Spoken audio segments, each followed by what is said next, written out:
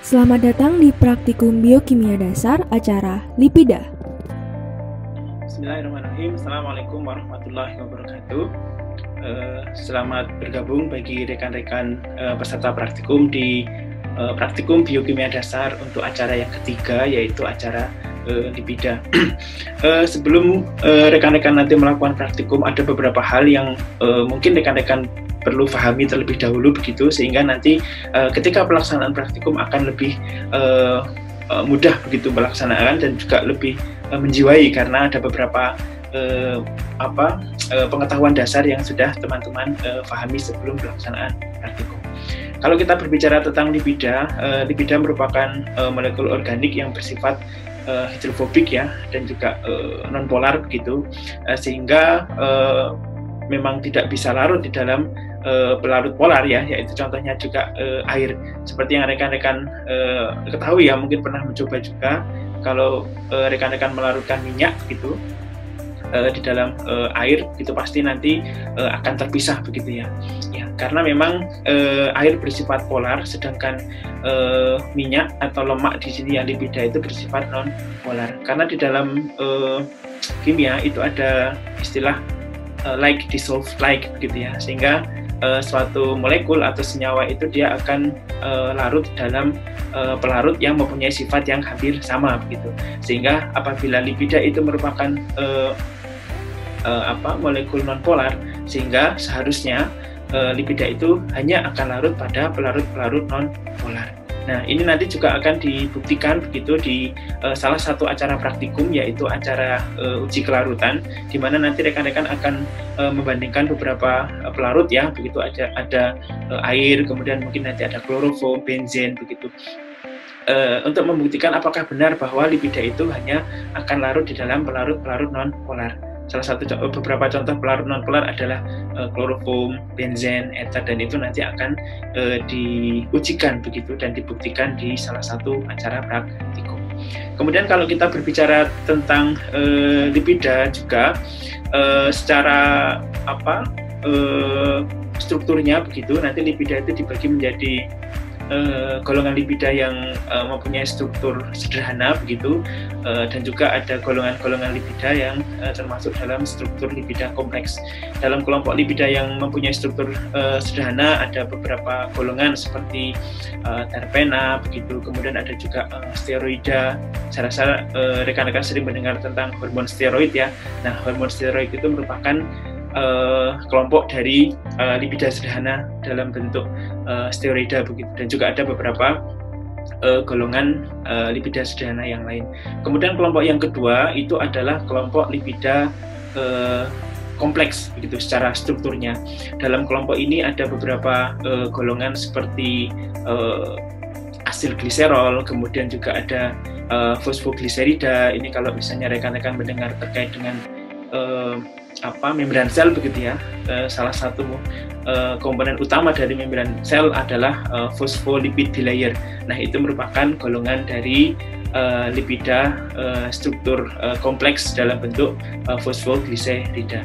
Selain itu juga ada sphingolipid dan juga beberapa golongan yang lainnya.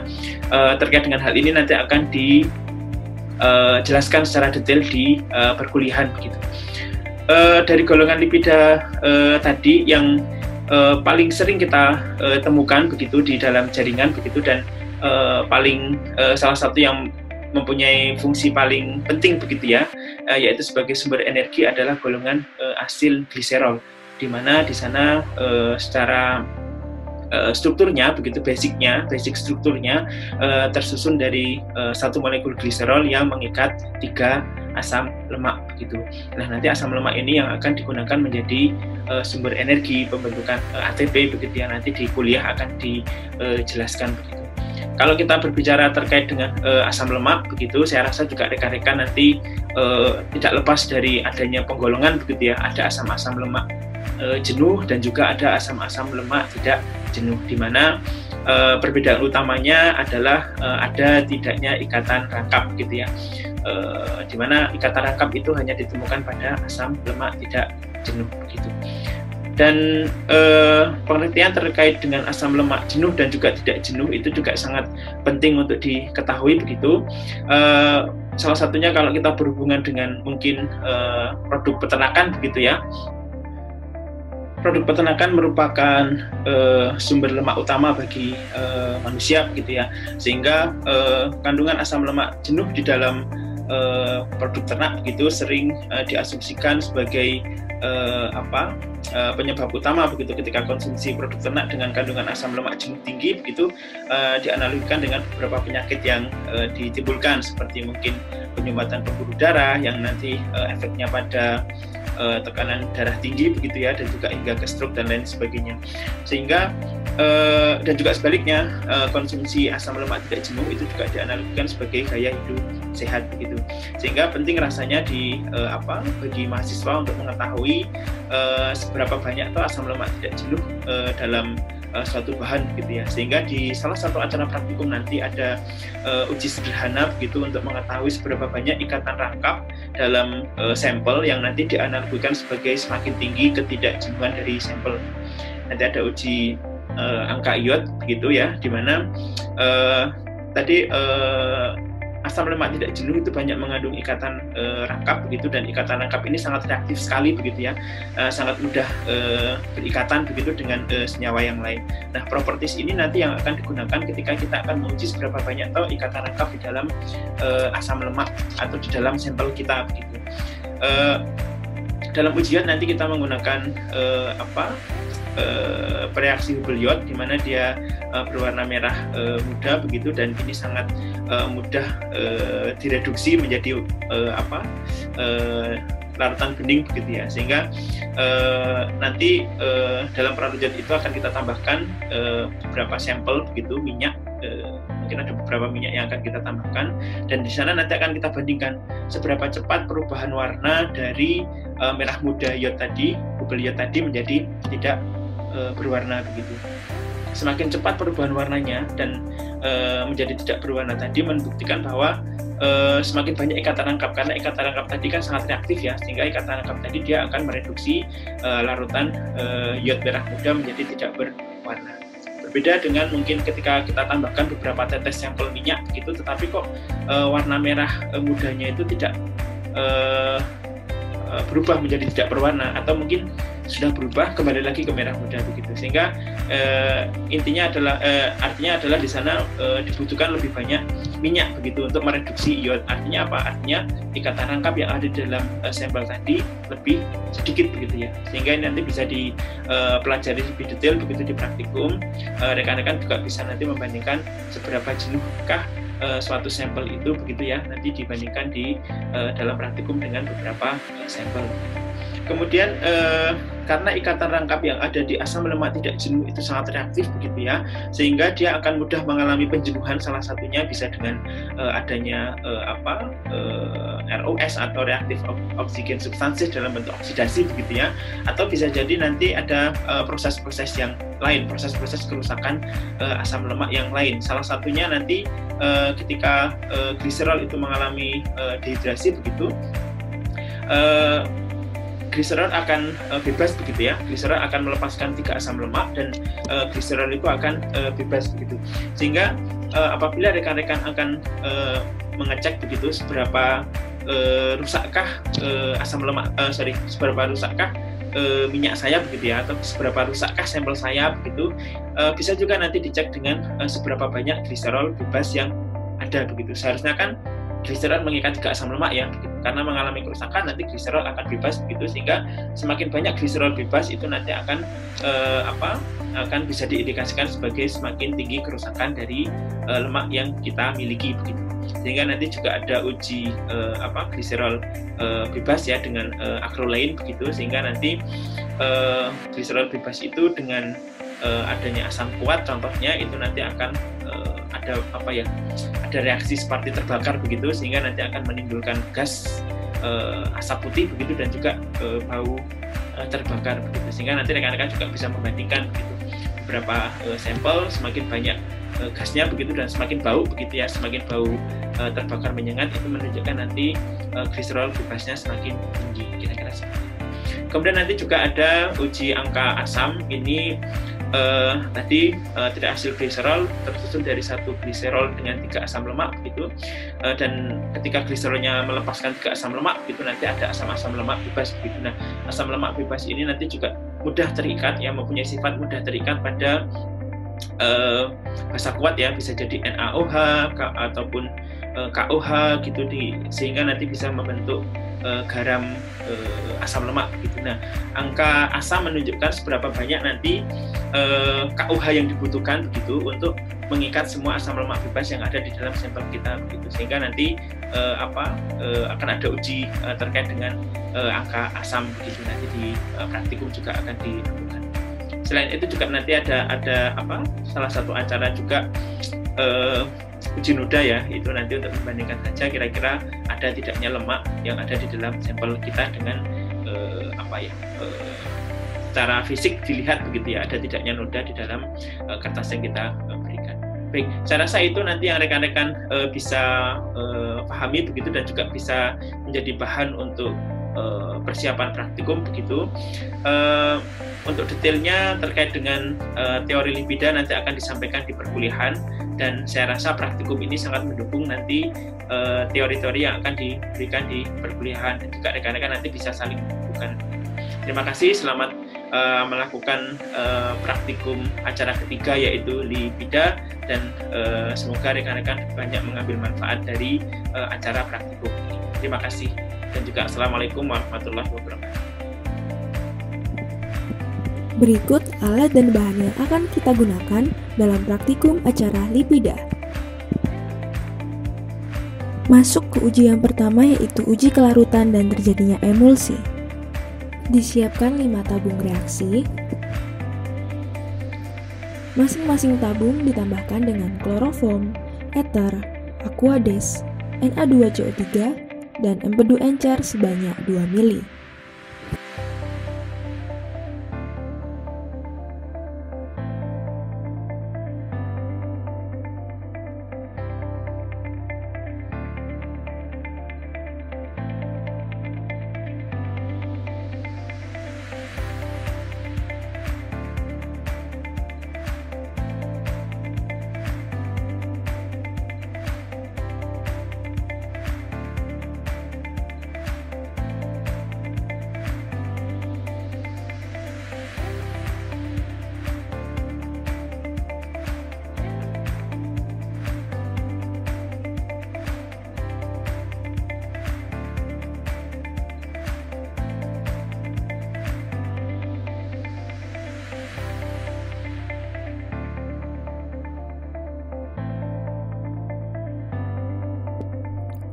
Kemudian, setiap tabung ditambahkan minyak kelapa sebanyak 3 tetes.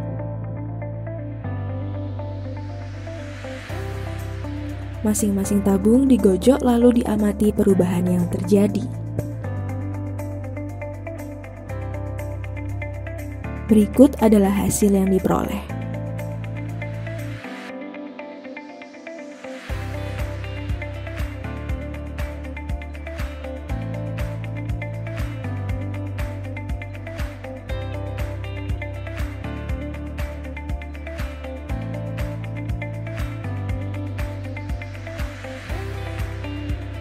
Uji yang kedua adalah uji angka iot. Sebanyak 12 mili kloroform diambil dan dimasukkan ke dalam tabung reaksi.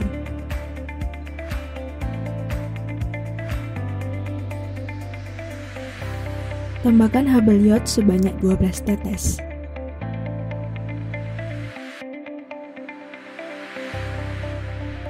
Larutan kemudian dihomogenkan dengan vortex. Larutan yang telah homogen lalu dibagi menjadi 4. Larutan 1 ditambah minyak kelapa setetes demi setetes hingga warna larutan berubah dari merah muda menjadi bening. Tabung 2 ditambah minyak jagung setetes demi setetes hingga warna larutan berubah dari merah muda menjadi bening. Tabung 3 ditambah minyak hewan setetes demi setetes hingga warna larutan berubah dari merah muda menjadi bening. Tabung 4, ditambah minyak olive setetes demi setetes hingga warna larutan berubah dari merah muda menjadi bening. Berikut adalah hasil yang diperoleh. Selanjutnya, uji akrolein. Sebanyak 2 buah tabung reaksi disiapkan. Tabung 1 diisi dengan 0,5 ml minyak kelapa,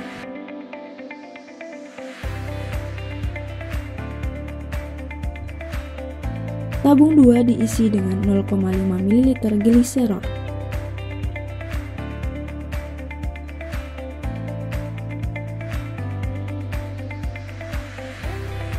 Masing-masing tabung ditambah 1 ml KaSO4,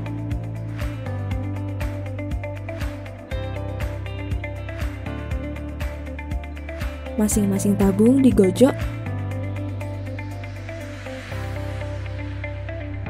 kemudian dipanaskan dengan bunsen. Bau yang timbul kemudian dicatat. Uji yang keempat adalah uji angka asam. Disiapkan 2 Erlenmeyer. Erlenmeyer 1 diisi dengan 2,5 gram margarin,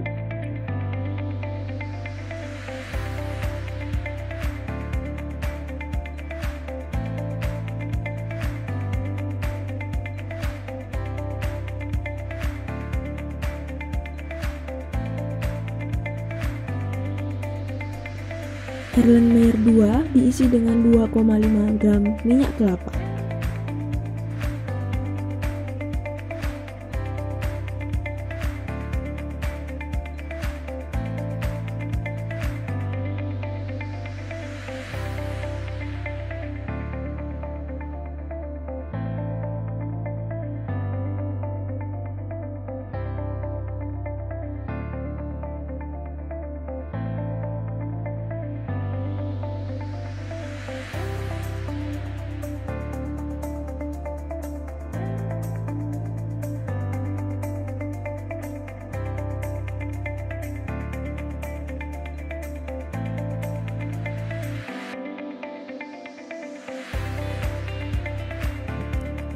Masing-masing Erlenmeyer ditambah 12,5 ml larut lemak.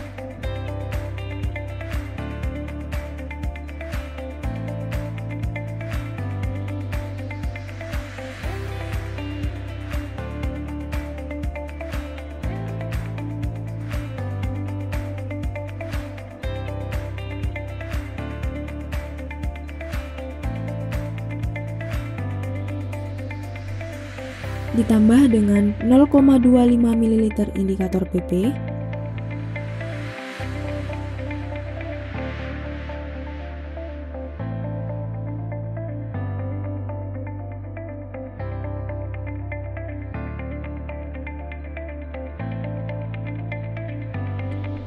kemudian di vortex,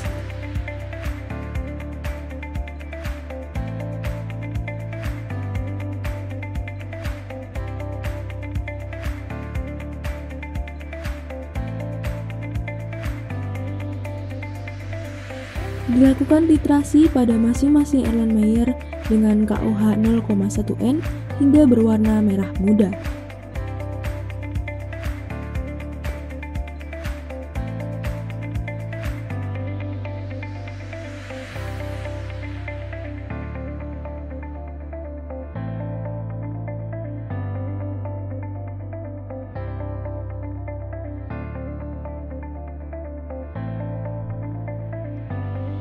Jumlah KOH 0,1 N yang dibutuhkan untuk titrasi kemudian dicatat.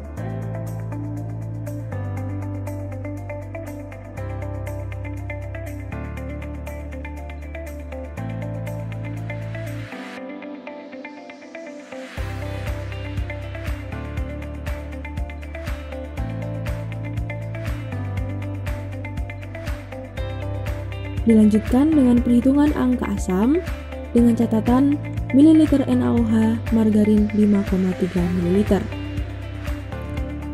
Berikut merupakan rumus perhitungan angka asam. Yang terakhir adalah uji noda lemak.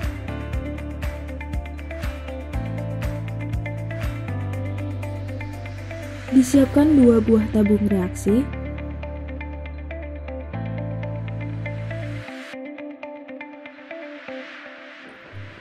Tabung 1 diisi dengan setengah sendok pengaduk tepung gandum.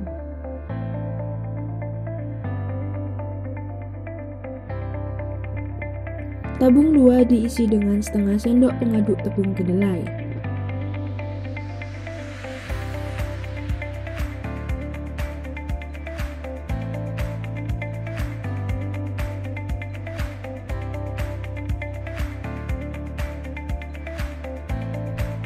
Masing-masing tabung ditambah dengan 2 ml etan.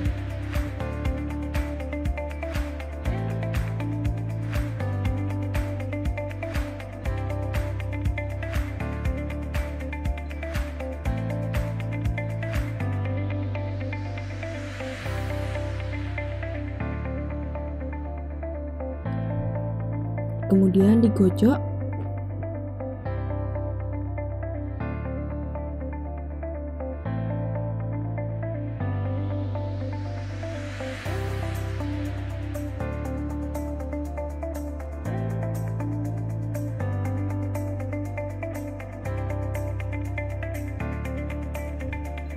Larutan pada masing-masing tabung diteteskan pada droplet hingga eter menguap.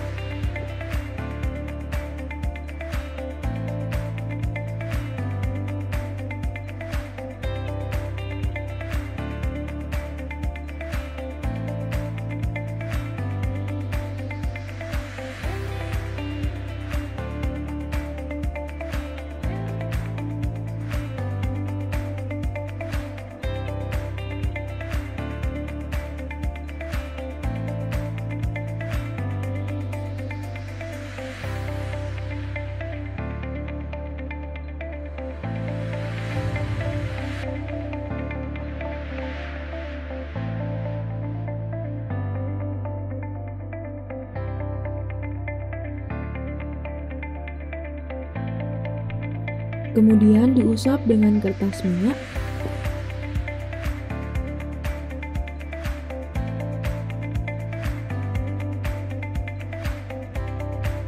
Noda pada kertas minyak kemudian diamati.